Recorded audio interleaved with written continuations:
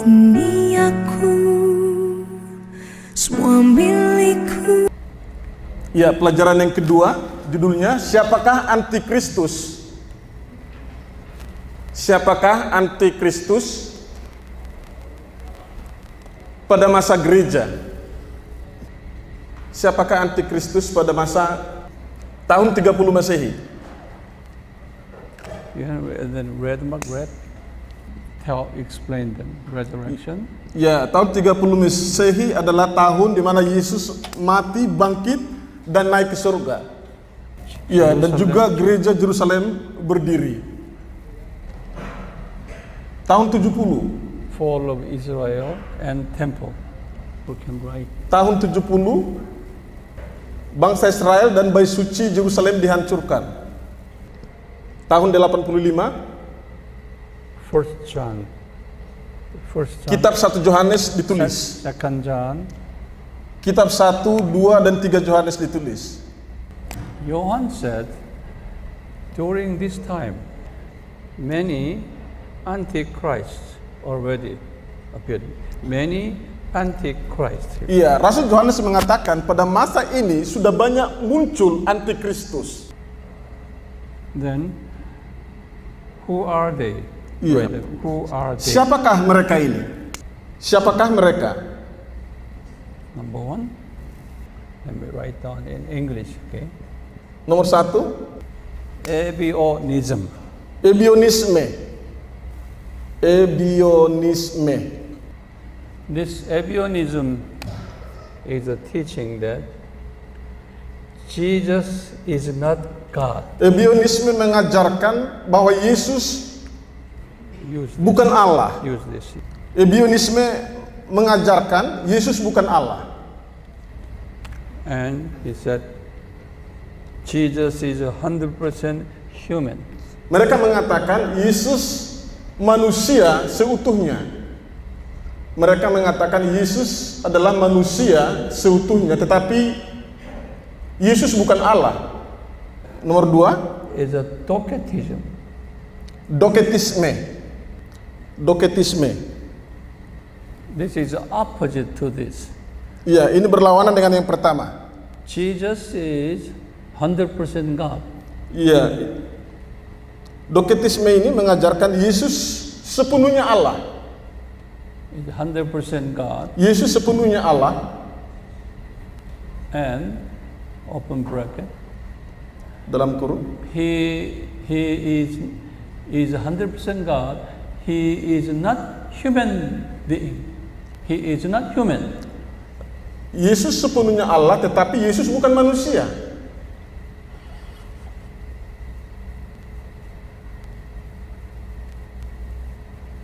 Yesus sepenuhnya Allah, tetapi ia bukan manusia. That's not true gospel. It's Ya, not ini bukan Injil yang benar. That was happened during this time. Ya, pengajaran ini muncul pada masa ini. Okay, true gospel. Then Yang ketiga, Gnostik. Gnosticism. Yang ketiga, Gnostik.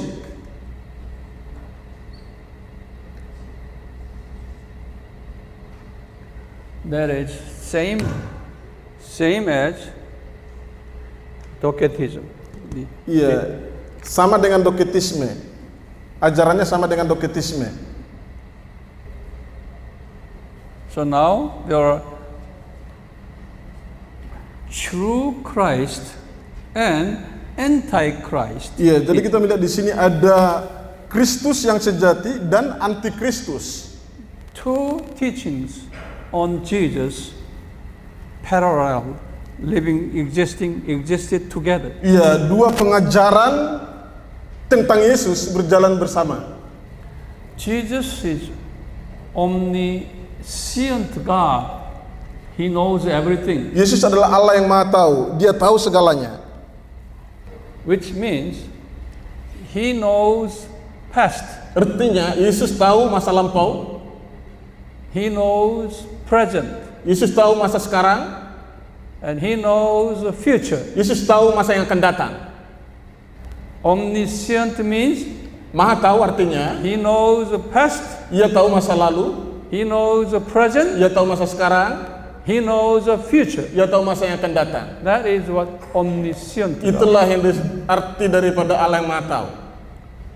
So our omniscient God and also omnipotent God. Iya, juga disebut Allah yang Maha Kuasa. Omnipotent God means He is Almighty God. Iya, Allah yang Maha Kuasa, berkuasa melakukan segalanya. See, our question is this.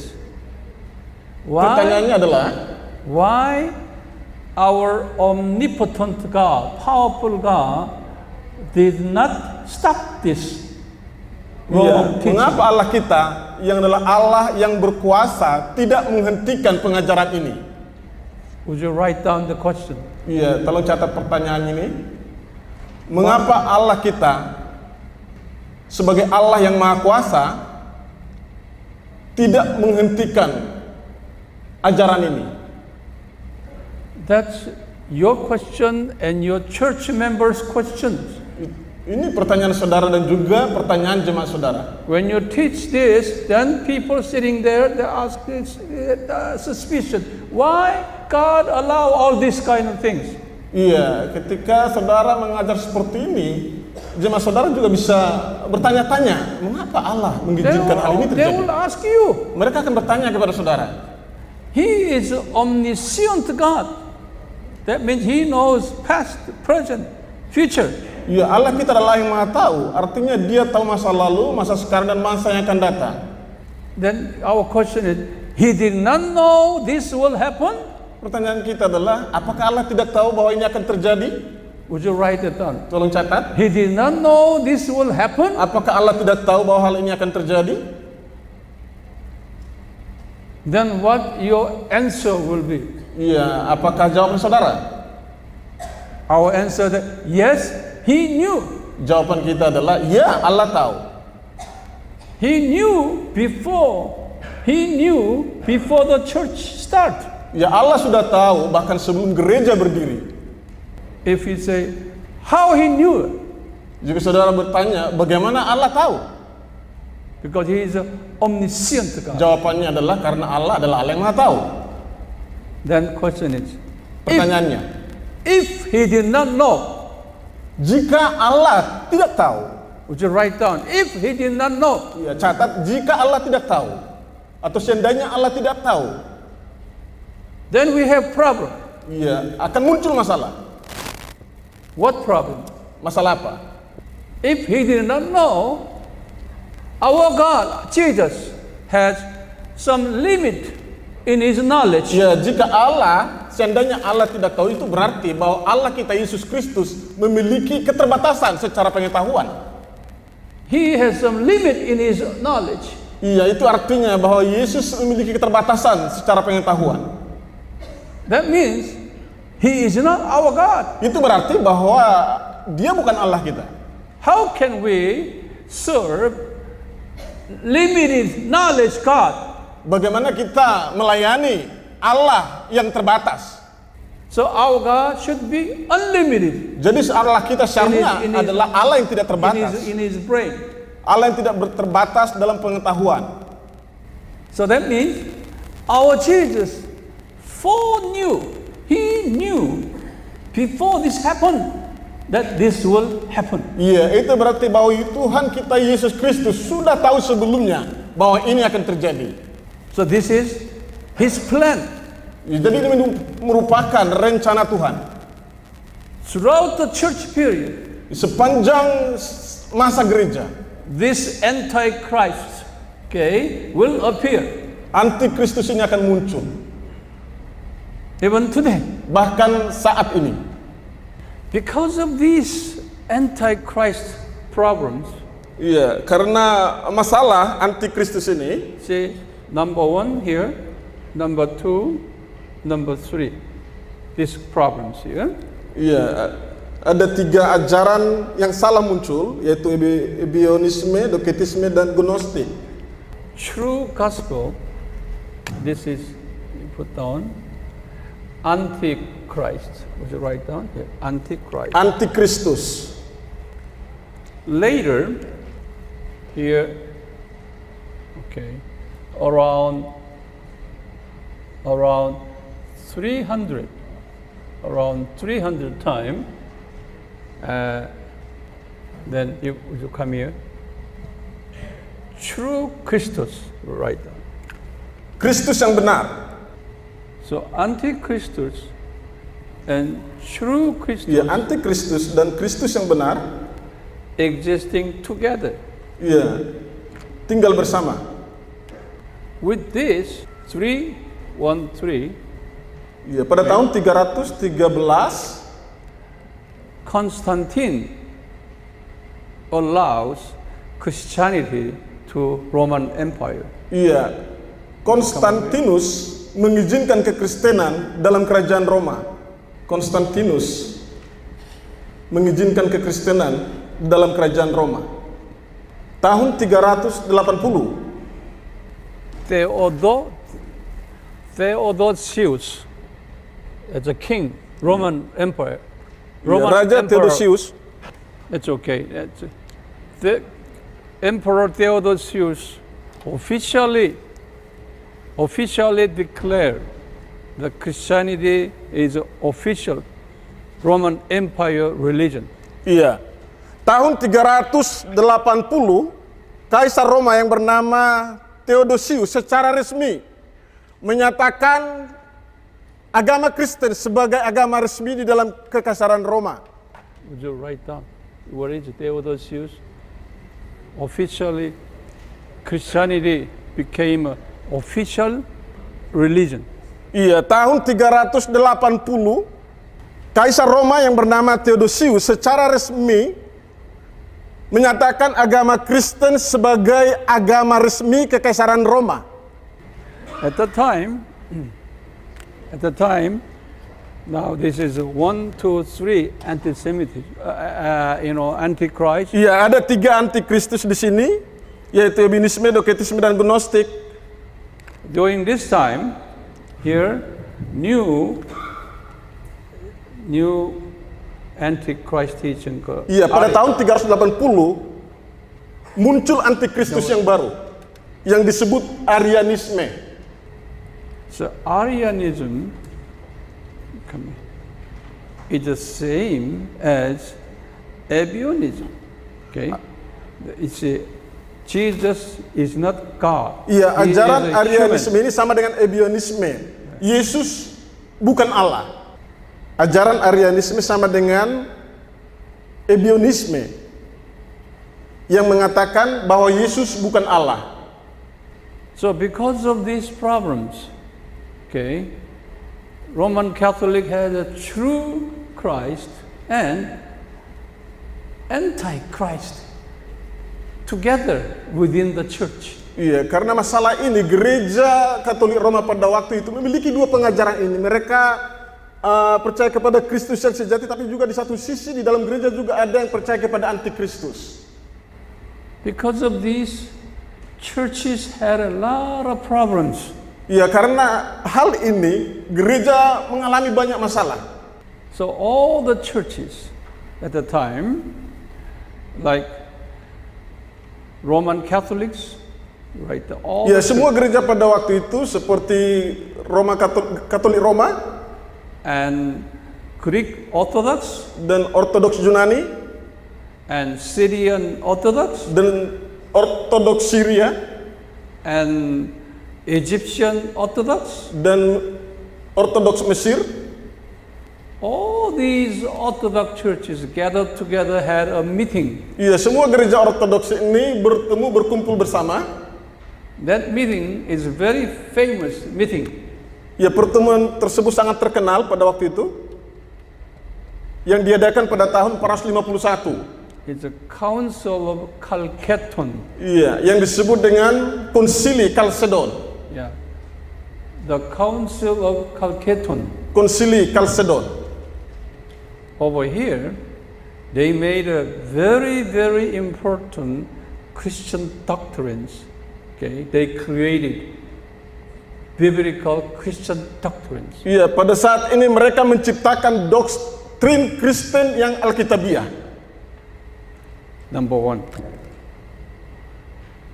Yaitu yang pertama, the doctrine of Trinity. doktrin Trinitas. Doktrin Trinitas. Okay. Number two, Nomor dua, doctrine of Christology. doktrin Kristologi. Doktrin Kristologi, Which is Jesus is 100% God. yaitu Yesus seutuhnya Allah, Jesus is 100% God, Yesus 100% Allah, and also right here, Jesus is 100% human. ya sekaligus Yesus 100% manusia. Jesus is 100% God, Yesus 100% Allah and Jesus is 100% dan Yesus 100% manusia. human. So now we call it in English, we call it perfect deity of Jesus. Iya, inilah yang disebut dengan keilahian Yesus sepenuhnya This is a perfect humanity of Jesus. dan kemanusiaan Yesus yang seutuhnya. So how many years it took Christian church to formalize, to establish the sound biblical doctrine? How many years? Iya, berapa tahun dibutuhkan bagi orang-orang Kristen untuk membentuk atau menciptakan doktrin Kristen yang sejati? How many years? Berapa tahun? From 30 Ya, dari tahun 30 all the way here. So how many years? sampai tahun 451. Berapa tahun? 400 years. 400 years. 400 tahun. Would you write down it? 400 years Iya. it took. Iya, dibutuhkan waktu sekitar 400 tahun. It was God's intention. Iya, ini merupakan tujuan Allah. The Christians for 400 years had to struggle each other, okay, to make this true Kristus, doctrine on Kristus. Iya, selama 400 tahun orang-orang Kristen harus berjuang, bergumul untuk bisa menciptakan doktrin Kristen yang sejati. This is what we call birth pain. Birth pain. Matthew 24, verse 8. Dalam bahasa Inggris disebut birth pain. You read it first. Matius 24 ayat 8, akan tetapi semuanya itu barulah permulaan penderitaan menjelang zaman baru. Jadi dalam bahasa Indonesia diterjemahkan permulaan penderitaan. Birth pain is very interesting theology. Birth pain. Okay. Iya, jadi sebenarnya inilah teologi yang menarik. Now here in Matthew 24 is an end time sign story. Iya, Matius pasal 24 ini adalah cerita tentang akhir zaman. See, Jesus said, earthquake will take place and famine will take place. Yesus mengatakan bahwa akan terjadi gempa bumi, kelaparan, and in a wars, perang. all these things will happen, and then Jesus said that is birth pain. Yesus mengatakan semua itu akan terjadi sebelum kedatangan yang kedua, tetapi Yesus mengatakan bahwa itu barulah permulaan penderitaan. Upon the fall of Adam, Genesis 3:16 said, female will have birth pain when they deliver baby. Iya, setelah Adam jatuh dalam dosa, Genesis 3:16. manusia terkutuk dan hukuman khususnya terhadap perempuan dikatakan bahwa perempuan akan mengalami kesakitan ketika melahirkan. Okay. In other words, when you receive good news, baby born is a very good news. Okay, you have to go through birth pain. Iya, kelahiran bayi itu adalah berita yang sangat baik, tetapi sebelum melahirkan, perempuan harus melalui masa-masa yang sulit. Then you appreciate how precious a gift from God the baby would be. Through the pain, you will see, oh, so precious. Ya, dengan demikian, setelah melalui masa-masa yang sulit tersebut dan anak lahir, maka akan sungguh menghargai pemberian atau anugerah Allah tersebut. In the same way, in the end time, Matthew 24:8 said, before good news coming, who is the second coming of Jesus, okay?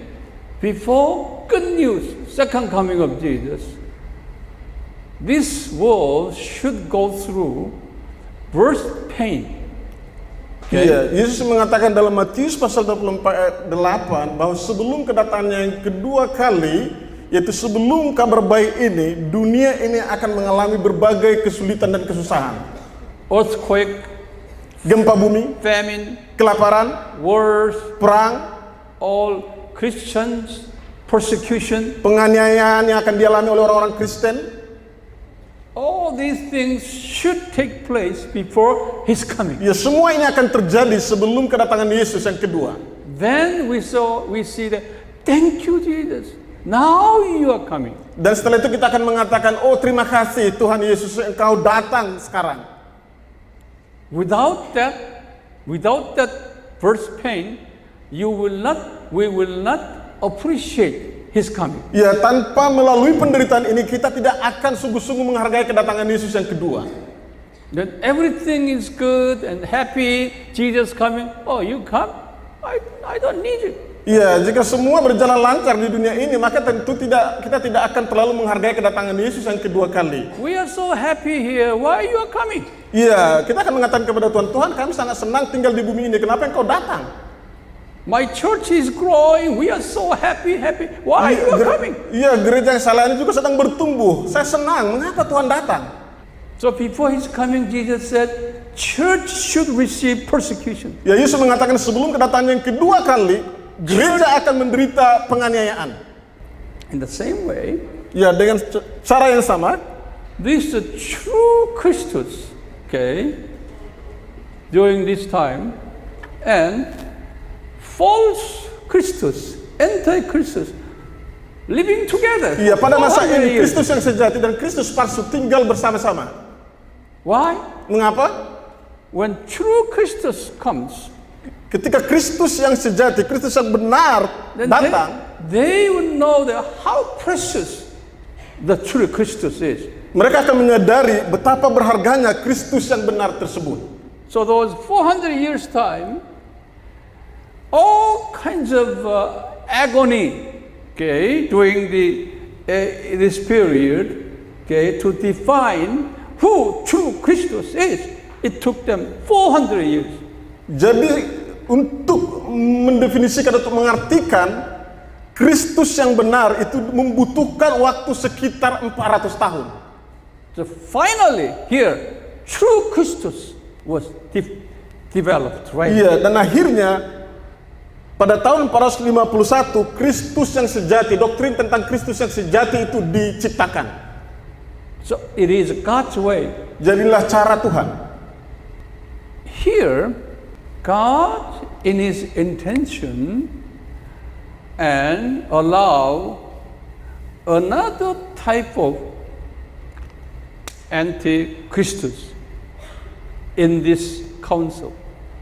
Ya, dalam rencana Allah, tujuan Allah mengizinkan konsili yang lain. After true Christus, Ya, setelah ini diciptakan, and God allowed another very strong, okay, anti-Christus allowed in this council. Very strong anti-Christus. Allah mengizinkan antikristus muncul lagi. That was God's plan. Itu adalah rencana Allah This is Mariology. yang disebut dengan Mariologi. Ology. Write down in your language. right here. Mariologi.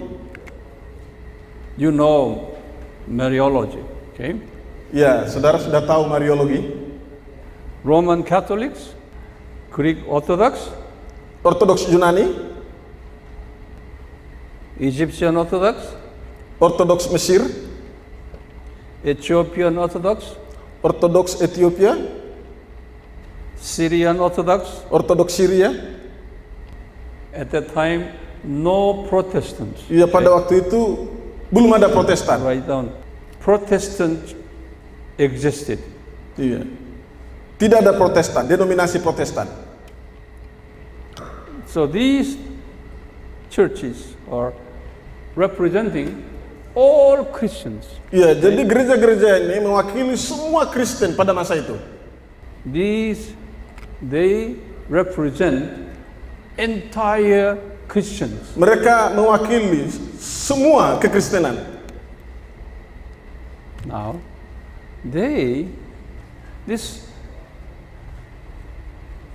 true Kristus, and here anti-Kristus. Ini adalah together. Kristus yang benar, dan di sini anti-Kristus tinggal bersama-sama. Okay, write down. Not only Mariology, they decided saint worship. Saint Iya, worship. selain Mariologi, mereka juga membentuk sebuah doktrin yang disebut penyembahan orang-orang kudus. Menyembah orang-orang kudus.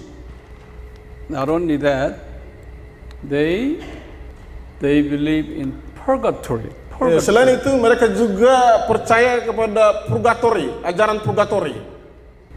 So now here, 3, 4, 5 is new anti-Kristus. Ya, jadi ketiga doktrin ini adalah anti-Kristus yang baru. It's a new anti-Kristus. You write. Ketiga ajaran ini adalah anti-Kristus yang baru. You see now, it's a more anti-Kristus. Ya, Okay. jadi kita melihat banyak permunculan anti-Kristus. But along with that, there are many still this 1, 2, 3, 4 here. These 1, 2, 3, 4. Okay, these one did not totally disappear. Okay, still existed after doing along with that. Iya. Ya, keempat ajaran ini yaitu antikristus tadi, ebionisme, doketisme, gnostik, arianisme masih tetap berlanjut. Iya, masih tetap berlanjut ajaran ini walaupun ini ketiga ajaran ini sudah muncul. Ini masih tetap ada, ajaran ini masih tetap ada. Yeah, so write down your note. Let me tell you, this is a good one. Okay. Iya, ini adalah ajaran Kristus yang sejati, yang benar. So now, here, this one and this, which is here. Okay? Ada dua ajaran, ya doktrin yang benar. This is a true Kristus. Kristus, True Kristus. Kristus yang benar. And also, here, wait, that's it. 1, 2. They are anti-Kristus. You Jadi understand? ada tujuh antikristus. During time of 451, the council of Chalcedon, okay, because after that period, all these kind of true Christus and anti-Christus all living together. Iya, jadi pada tahun ini yaitu pada tahun 451 ketika konsili Chalcedon berlangsung, semua ajaran ini ada. Ajaran yang benar tentang Kristus dan juga anti-Kristus. So, which are more? Mana yang lebih banyak? Anti-Kristus atau ajaran Kristus yang benar? Anti-Christus Anti-Kristus yang lebih banyak. is more. Even today, Ya, bahkan saat it's ini the same. sama. Today, in Indonesian churches, Korean church, European churches, Yeah. American churches, Di gereja-gereja Indonesia, di gereja-gereja Korea, gereja-gereja di Eropa, many true Kristus teaching churches and denominations, at the same time, many who are teaching this 1, 2, 3, 4 and 3, 4. iya, banyak gereja yang mengajarkan Kristus yang benar, tetapi juga sekaligus banyak gereja yang menganut ajaran antikristus. Now, here, because of this, 1517, Iya, pada tahun 1517 Reformation. itu adalah masa reformasi. Tahun 1517. What is a Reformation? Apakah reformasi? Reformation is what? Apa reformasi? Reformation is against, okay, 3, 4, 5.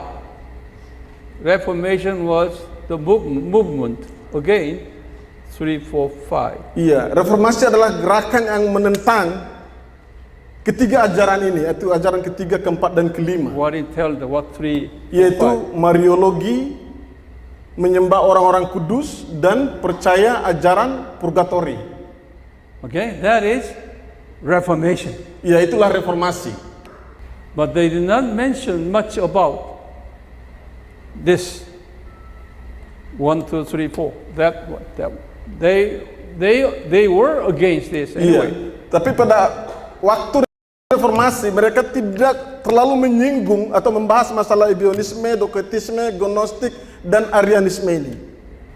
But mainly against these Roman Catholics. Okay? Iya, reformasi itu terutama membahas atau menyinggung tentang ajaran Katolik Roma.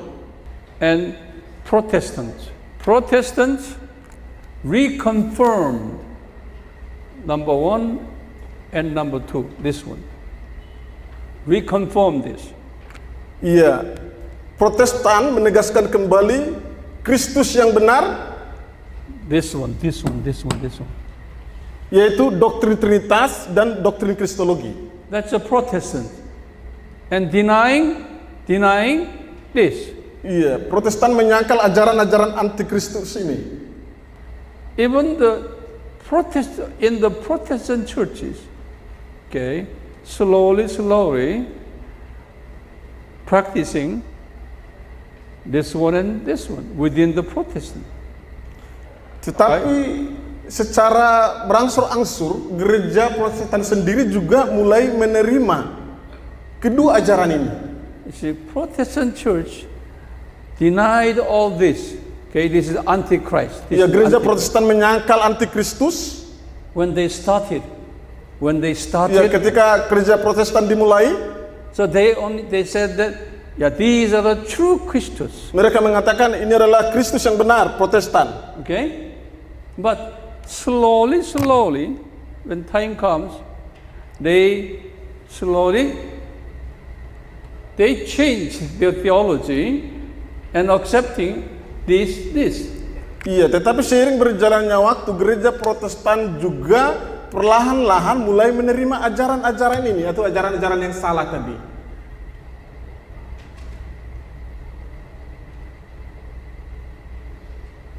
Iya, ada 7 ajaran yang salah, mulai dari sini: ebionisme, doketisme, gnostik, arianisme, mariologi, menyembah orang kudus, percaya ajaran purgatori. Now, here today, Sekarang, tahun 2018, so religious pluralism. pluralisme agama. Here, would you write down? Come here. Roman Catholics, just a big Katolik Roma, Orthodox churches, gereja Ortodoks, 70% of all Protestant churches, 70%. 70% dari seluruh denominasi Protestan. All Protestant churches denominations, Protestant denominations. Ya, 70% dari semua denominasi Protestan. Okay. They accept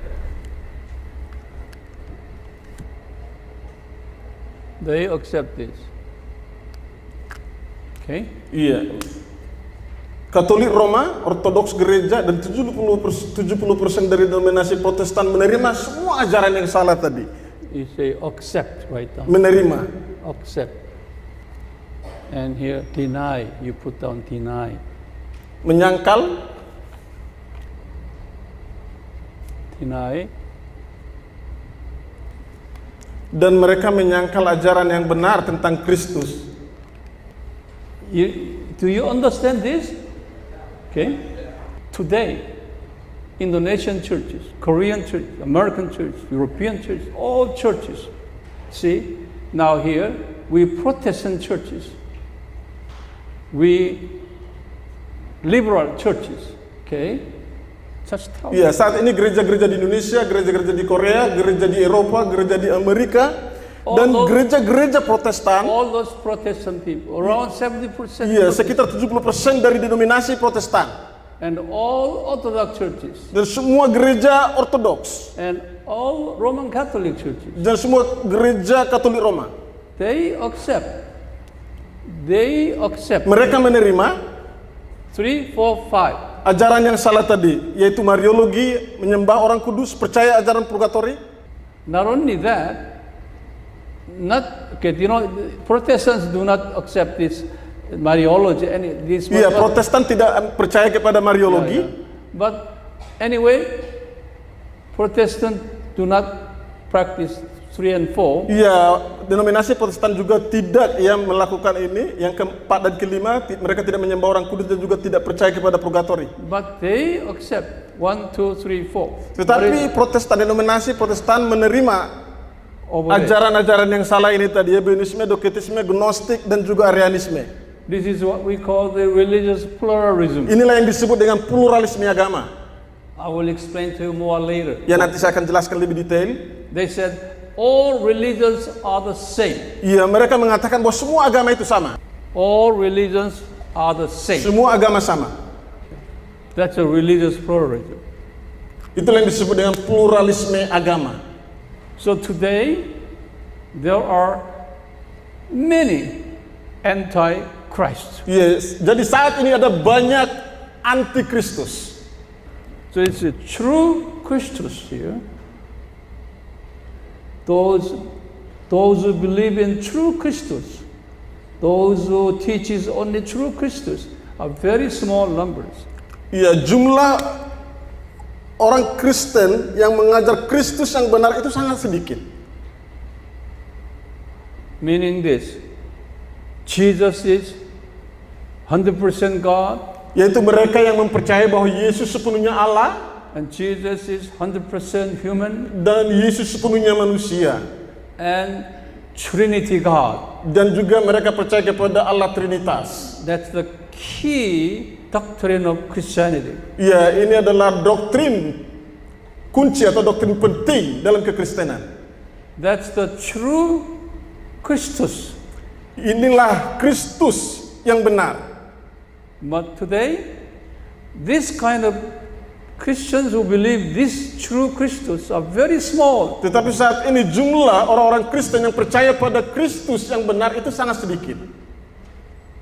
But majority so-called Christians, they believe anti-Christus. Sebagian besar dari orang Kristen sudah percaya kepada anti-Kristus. So Jesus said here, end time, okay, during the time of first century there, many Christus had already appeared. Yesus mengatakan bahwa pada abad pertama banyak anti-Kristus sudah muncul. But later Jesus said in Matthew 24, he said that before his coming, many anti-Christus will appear. Dan kemudian di dalam Matius pasal 24, Yesus mengatakan bahwa sebelum kedatangannya yang kedua kali, banyak antikristus akan muncul. So now we see that many anti-Christus. Ya, kita melihat saat ini banyak antikristus. So I will teach you more in detail about that later. Ya, nanti saya akan mengajar lebih detail tentang topik ini. Ask if you have any questions. I will take any questions on these issues. Would you tell them? Iya, ada pertanyaan? Silakan, kalau ada pertanyaan. Would you come out? Those who have a question, come out and use this. Iya, tolong maju ke depan. Purgatory is the theology here invented by Roman Catholics and Orthodox churches. Iya, ajaran purgatori ini adalah teologi yang diciptakan oleh Roma Katolik dan Orthodox church. gereja-gereja Ortodoks. Okay. Now, today, Roman Catholic percentage is 52% of entire Christians. Roman Catholic. Iya, saat ini jumlah keseluruhan dari misi Katolik itu sekitar 52%. Okay. Now, Orthodox churches altogether around 15%. Iya, gereja-gereja Ortodoks sekitar 15%. So it's quite a many Christians among the 15, around near 65, near 50%. Ya, jadi kalau digabungkan kedua denominasi ini, Katolik Roma dan gereja-gereja Ortodoks, itu sekitar 65% dari semua total kekristenan. It's a huge number of Christians. Ya, jadi jumlah yang besar dari kekristenan. They believe Mariology, Iya, mereka percaya Mariologi, saint worships, menyembah orang-orang kudus, and here purgatory. dan juga purgatori. Now, purgatory means this.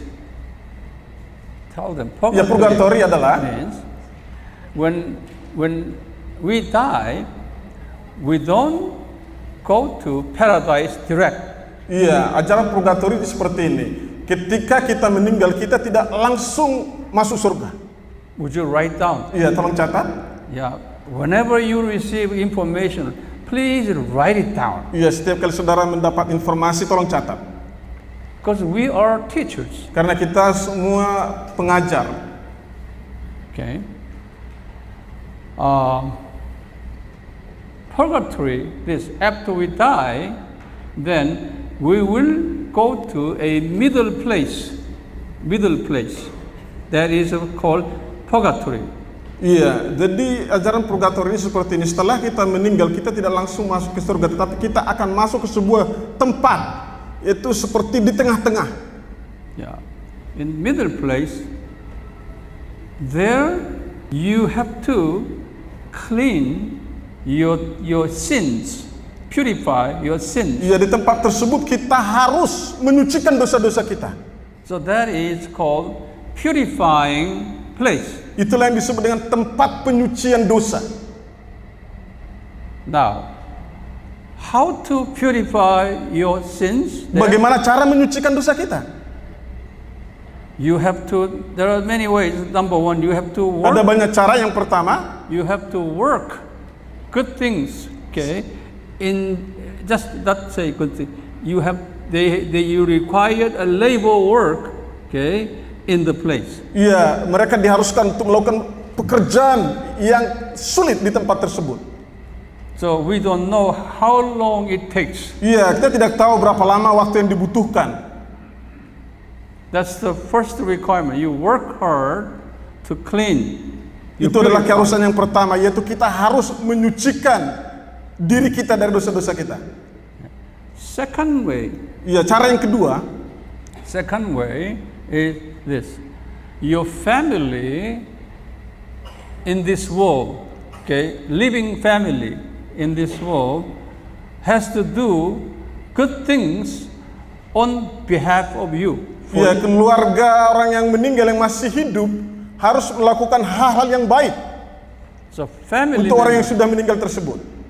give money to church, Ya, jadi keluarganya harus memberikan uang ke gereja, or family members come to church and they buy candles, okay, and give the candles light in front of a saint or Maria, you pray. Iya, atau anggota keluarga dari orang yang meninggal tersebut datang ke gereja, membeli lilin dan menyalakan lilin tersebut di depan mungkin seperti tugu orang kudus atau patung orang kudus, dan mereka berdoa di situ.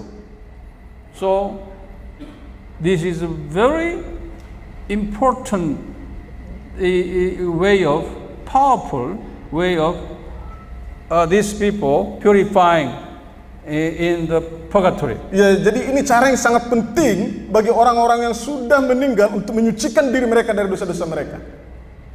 That's why you see Orthodox churches and Roman Catholic church, many people coming before the saints and all the pictures and statues. Okay? Itu sebabnya kita melihat banyak jemaat dari gereja Katolik Roma dan juga gereja Ortodoks, mereka datang ke gereja dan mereka berdoa di depan gambar-gambar orang kudus atau patung-patung orang kudus. Now, however, there are two kinds of people in the purgatory. Iya, tapi ada dua jenis orang di purgatory. Who will be fully purified and transfer them into paradise. Ya, mereka yang sepenuhnya disucikan dari dosa-dosa mereka dan dipindahkan ke surga. But some people who were so badly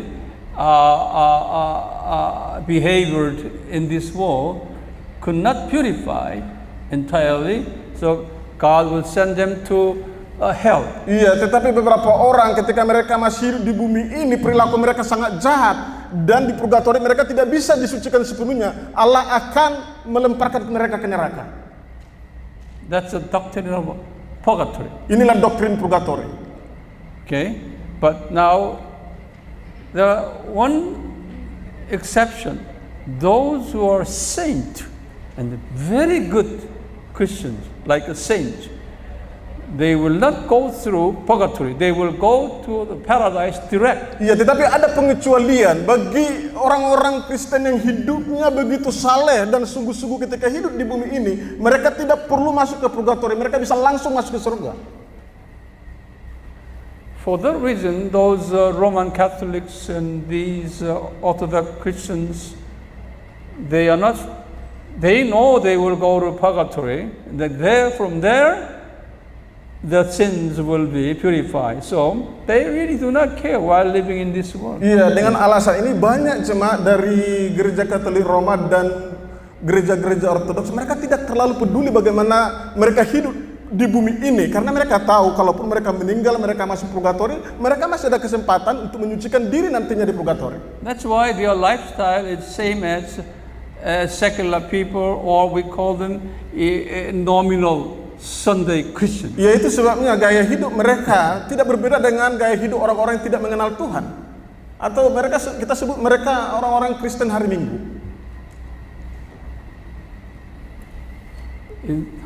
Is it good enough for your question? Okay. Any other question? Iya, masih ada pertanyaan? Now, let me just briefly review here. Iya, saya akan mengulang secara singkat. You see here,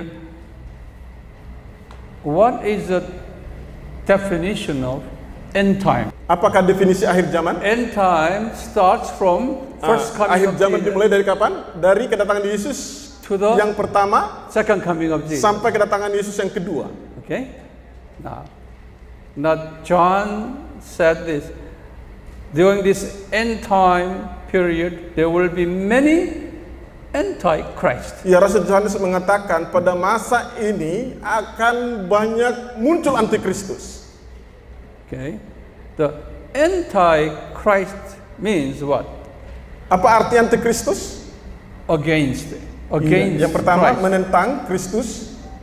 And in opposition of Christ. Yang kedua berlawanan dengan ajaran Kristus. And instead of Christ.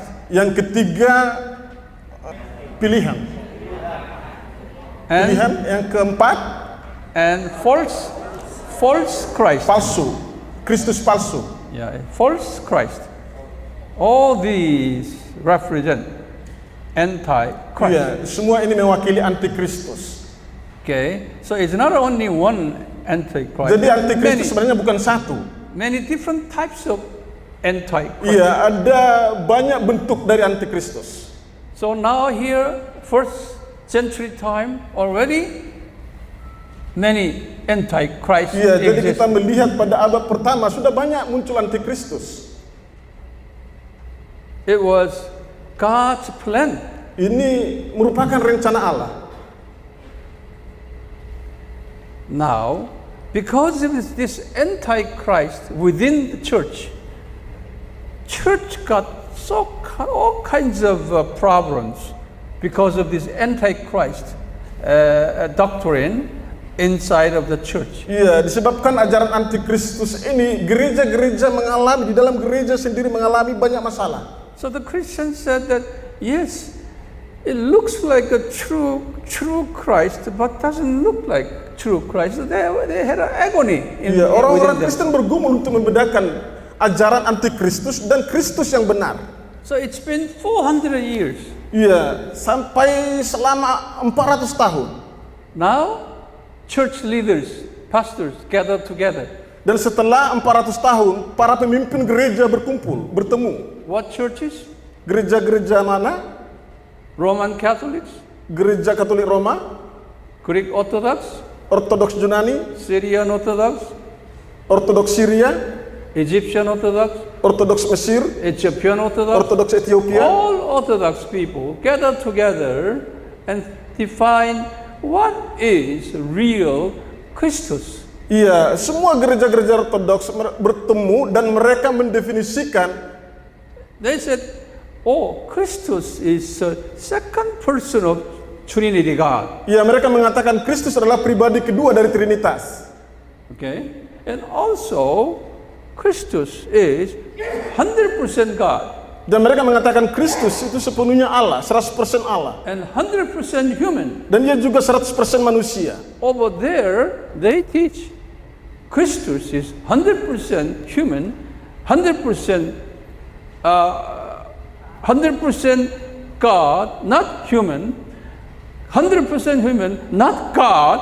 All these teachings. Ya, pada saat ini mereka mengajarkan Yesus bukan Allah, tetapi ia manusia seutuhnya. Atau ada ajaran lain, Yesus adalah Allah tetapi bukan manusia. You see, this is 1, 2, 3, 4. Iya, kita melihat ada 4 ajaran yang salah berkaitan dengan Kristus. Because of these Antichrist existed, now new biblical revelation appears. Iya, karena keberadaan keempat ajaran antikristus ini, muncullah ajaran Alkitabiah tentang Kristus. Without this agony, without this problem, no true Kristus will appear. Iya, tanpa permasalahan atau pergumulan ini, ajaran yang benar tentang Kristus tidak akan muncul. Okay? That's a human nature. Iya, inilah sifat manusia. If true Kristus given to you in easy way, freely given to you, you would not value much that. Iya, jika saudara menerima ajaran Kristus dengan cara yang gamblang, saudara tidak akan sungguh-sungguh menghargai ajaran tersebut. You have to go through difficult time. Ya, saudara harus melalui masa-masa yang sulit.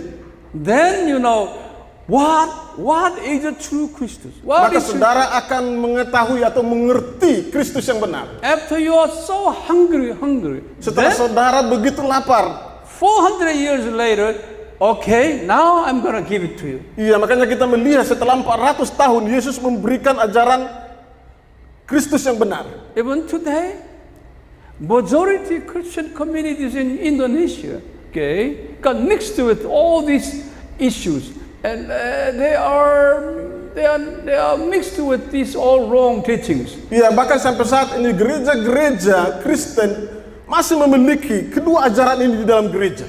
Many denominations are teaching a little bit similar to those heretic teachings. Sometimes they're very strong on one point, but they don't have any balanced biblical teachings. Iya, banyak pengajaran-pengajaran di dalam gereja terkadang condong kepada ajaran yang salah, tetapi juga mereka terkadang kuat di dalam ajaran yang benar. So people, Jadi kurang seimbang. the people are so hungry for the truth. Now people are so hungry. Jadi for the truth. orang-orang saat ini lapar akan kebenaran. So it is God's way to teach, okay, true Christus when you feel confused and hungry. Ya, jadi inilah cara Allah untuk memberi ajaran Kristus yang benar ketika orang-orang lapar akan kebenaran. So the end time before His second coming, this will be happening, Jesus said. Dan Yesus mengatakan hal ini akan terjadi sebelum kedatangannya yang kedua.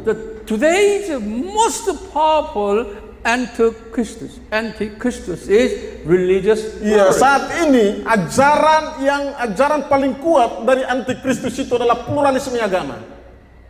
75%, around 70% of entire Christian community got infected by this teaching. Ya, sekitar 70% dari seluruh denominasi Kristen sudah terpengaruh oleh ajaran pluralisme agama. This teaching is this: we Christians, we believe all religions are the same. Ya, pluralisme mengajarkan bahwa semua agama sama. Every religion, Buddhism, Setiap agama, Buddha, Islam, and Hinduism, Hindu, we share one God, same God. iya, kita menyembah Allah yang sama. So we have to love each other. Jadi kita harus saling mengasihi. We don't have to evangelize them to change their religion. Kita tidak perlu menginjili orang lain. Islam's after they die, they will go to God, same God, Allah. Yang Muslim setelah mereka meninggal mereka akan masuk ke surga. And we Christians after we die, we will go to the same Allah there. Ya, dan kita orang-orang Kristen setelah meninggal juga akan pergi ke Allah yang sama. Therefore, we church people don't evangelize, don't change Muslims to Christianity. Ya, karena itu kita sebagai orang Kristen jangan berusaha menobatkan mereka orang-orang Muslim kepada kekristenan. Because Kristus is in Hinduism and Islam. Karena Kristus juga ada di dalam agama Hindu dan Islam. So we live together peacefully. Jadi marilah kita tinggal secara damai, secara bersama-sama. And never share the gospel with Islam. Jangan pernah memberitakan Injil kepada Muslim. They are all God's children. Mereka semua adalah anak-anak Allah. They will be saved. They will be saved when they die. Mereka akan selamat setelah mereka meninggal. That's the belief Itulah kepercayaan pluralisme agama. among many Christians and denominations today. Iya, di antara kalangan orang Kristen dan orang percaya hari ini. We are living in the end time. Iya, kita hidup pada akhir zaman. After the lunch, I will give you more detailed information on this. Iya, setelah makan siang saya akan memberikan penjelasan yang lebih rinci tentang topik ini. Let me ask you again. Iya, saya bertanya lagi. What is the most powerful Antichrist today? Apakah antikristus yang paling dahsyat hari ini? Religious pluralism. Iya, pluralisme agama. And then tomorrow, I will speak to you another type of Antichrist. Iya, dan besok saya akan menjelaskan tentang bentuk Kristus yang lain. Have a good time over the lunch. Iya, selamat menikmati makan siang. So we'll see you again Sampai bertemu setelah makan after the siang. lunch.